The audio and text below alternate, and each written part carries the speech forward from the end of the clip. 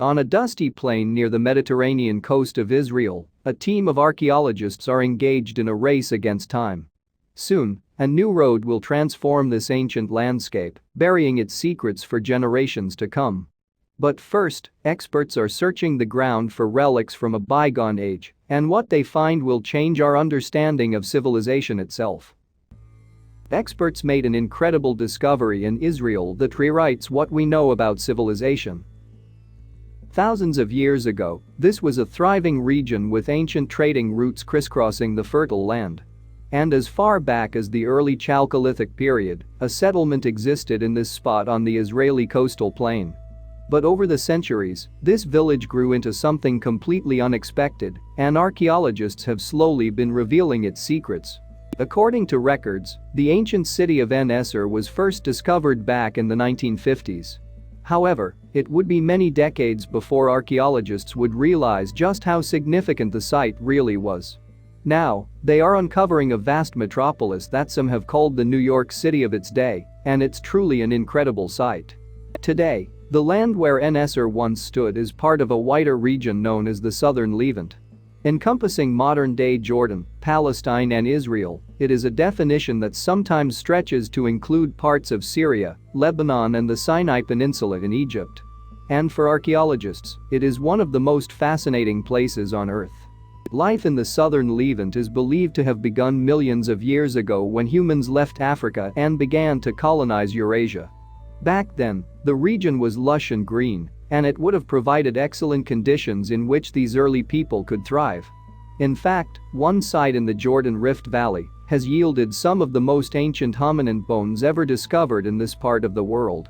We'll return to these ancient discoveries later, but first let's explore a bit more about the region's rich past. Today, the southern Levant is known as a place of great historical and political significance. In 1917, the region of Palestine came under British control, and this ultimately led to the creation of Mandatory Palestine. And as a result, tensions between the Jewish people and Arabs living in the region soon reached fever pitch. Ultimately, in 1948 the State of Israel was founded, creating a homeland for the Jewish people and displacing over 700,000 Palestinians at the same time. Even today, the conflict over borders and settlements continues to wreak havoc across the region. Tensions have also been heightened by the rich history of the southern Levant and its significance to the religions of Christianity, Islam and Judaism. In fact, many of the events discussed in the Bible played out against a backdrop of the southern Levant. So the area is of particular interest to archaeologists wishing to gain a better understanding of this holy text. And because of its link with early humans, it is also key to those studying how civilization evolved. Today, studies and excavations in the region come under the umbrella of Levantine archaeology. Typically carried out by the Israel Antiquities Authority, or IAA, this work has uncovered sites dating as far back as prehistoric times. And over the years, it has revealed many exciting secrets about the ancient world. The IAA, for its part, was founded as the Israel Department of Antiquities and Museums back in 1948. Since then, it has been overseeing the excavation and cataloging of the region's many historical treasures. And in 1990 the organization was renamed and soon greatly expanded, allowing the team to begin conducting more comprehensive archaeological surveys. However, the work of the IAA has not been without controversy in this tumultuous part of the world. For example, in 1974 the organization removed a 6th century mosaic from the beleaguered Gaza City in the state of Palestine. And while experts claimed that they were merely preserving the artwork, others considered this an illegal move by an occupying force, as Israel was controlling the territory at the time. Elsewhere, debate continues to rage surrounding the ownership of the famous Dead Sea Scrolls. First recovered from caves near Qumran in the Palestinian West Bank in the 1940s, these religious writings are among the most significant archaeological artifacts ever found. Israel purchased some of the manuscripts and acquired the rest of them after the Six-Day War, which it fought with neighboring states in 1967. Today Israel still claims ownership of the scrolls, it exhibits them around the world, and is even conducting work to digitize the collection. However, some Palestinians have called for the return of the manuscripts and claim that their 1967 acquisition was little more than theft. Thankfully, not all of the IAA's work has been this controversial. In 2019, for example, some 15,000 amateur archaeologists traveled to the ancient settlement of Usha in northern Israel to take part in a dig. According to reports, the team was made up of young people, school children and volunteers.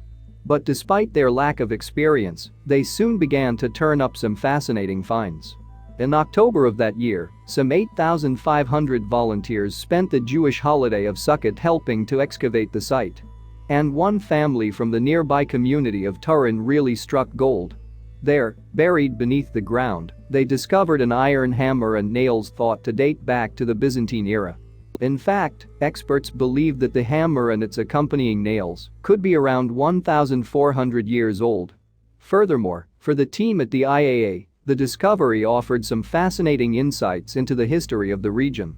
A spokesperson explained the find in an October 2019 statement published by the Israeli Ministry of Foreign Affairs.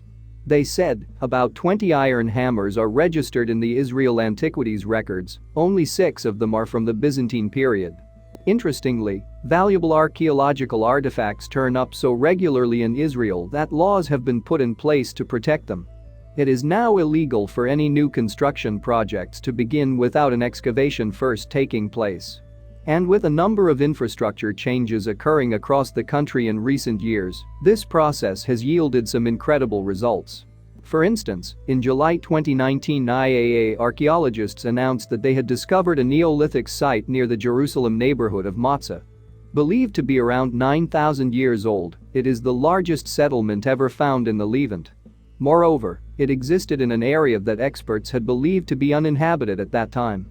This, in turn, forced the experts to drastically rethink how civilization developed in the region.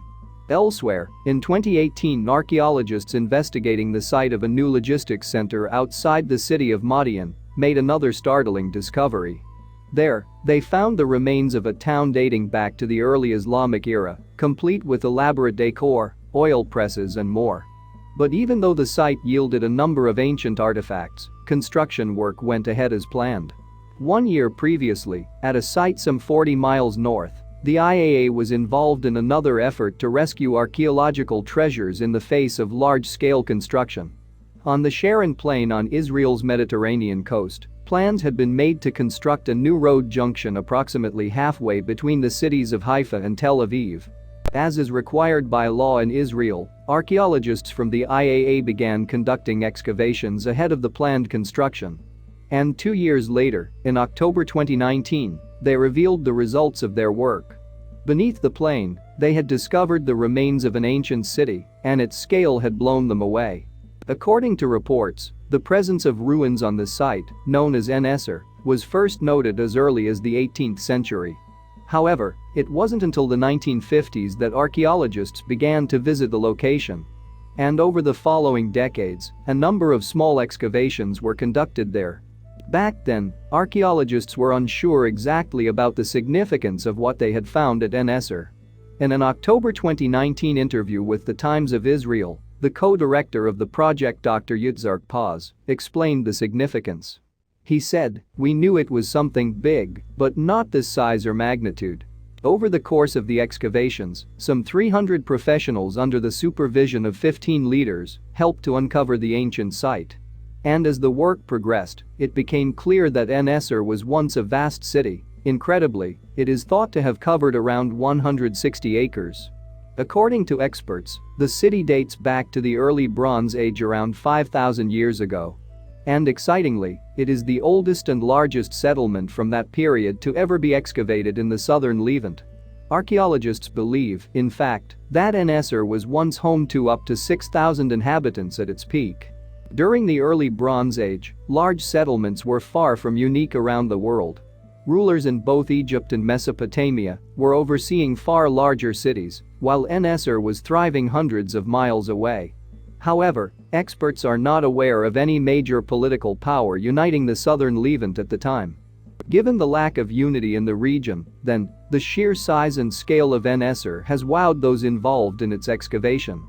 According to experts, it was over 10 times the size of Jericho, which is thought to be one of the oldest settlements in the world. But it wasn't just big, apparently, its ruins showed all the hallmarks of an advanced civilization. According to IAA archaeologists, Esur's population was distributed densely across the meticulously planned city. And as well as silos that were used to house food for the masses, the settlement also boasted streets lined with plaster and stones. Apparently, this would have reduced the risk of flooding during the frequent wet weather that plagued the southern Levant. Archaeologists also discovered that Esur was equipped with a number of public buildings. For security, the people were protected by a thick wall, while burials likely took place in a dedicated spot outside the city. As we can see, this early Bronze Age community boasted many of the features that we have come to associate with urban centers over the years. You really have the complete package of early urbanized settlements, with all the components: streets, burial caves, domestic structures, walls, public buildings. An IAA archaeologist told Haaretz in October 2019. Moreover, archaeologists also discovered the ruins of a temple at the site, providing fascinating clues to the religion practiced in this early city. At more than 80 feet long, the vast building was littered with artifacts that indicated it was once used for religious purposes. Evidence suggests, furthermore, that the structure was built from heavy stones shipped in from over a mile away. With this in mind, it seems as if the temple was something of great significance to the people of Esur. Archaeologists also discovered evidence that the people of Esur engaged heavily in trade with other regions. They are not believed to have utilized the written word, however, it is clear from pottery relics that they had connections as far afield as Egypt and the Jordan Valley. In fact, all of the evidence suggests that Esur was once a structured and complex civilization, unlike anything else in the southern Levant at that time. And as such, it could provide some vital clues to how civilization developed in the region. Some have even drawn a parallel between the city and one of the Earth's greatest modern metropolises. This is the early Bronze Age New York of our region, a team of archaeologists announced in a joint statement in October 2019, a cosmopolitan and planned city where thousands of inhabitants lived. But the surprises didn't stop there, because experts soon discovered that the site of Esur actually dated back even further than 5,000 years. As they excavated beneath the ruins of Esur, experts uncovered the remains of an even earlier settlement. Apparently, it had developed back in the early Chalcolithic period in the 5th millennium BC, around 7,000 years ago. And according to archaeologists, it was an extensive urban center in its own right. Like the city that would come after it, this earlier settlement was equipped with a range of public buildings and had burial places located away from its center. As such, experts have theorized that it was also remarkably advanced, and like its later incarnation, it was also exceptionally large for the region at the time. It is believed that this early site covered almost 100 acres, more than twice the size of the early Chalcolithic site in Zippori in Galilee. And before the IAA's latest excavations, that settlement was considered to be the largest of its kind. But now, experts have been forced to reconsider how civilization developed in the southern Levant. The rise of urbanization is an issue that must constantly be rediscussed, Dr. Yitzhak Paz told Haaretz. We used to think that urbanization starts somewhere in the late 4th millennium, but maybe it started earlier. Despite its historical significance, however, archaeologists may be running out of time to unravel the mysteries of Esur. In October 2019, journalists reported that the excavation site was due to be handed back to the construction companies in a matter of weeks. And once that happens, all of the archaeologists' hard work will be covered over and potentially destroyed. Nevertheless, there is still hope for the future study of Esur. According to experts, the recent excavations may have covered as little as 10% of the great city. And as such, further work in the surrounding area is likely to yield even more results. So archaeologists will have to content themselves with closer study of the existing artifacts, while the story of Esur remains on hold. Thanks for watching, and don't forget to like and subscribe.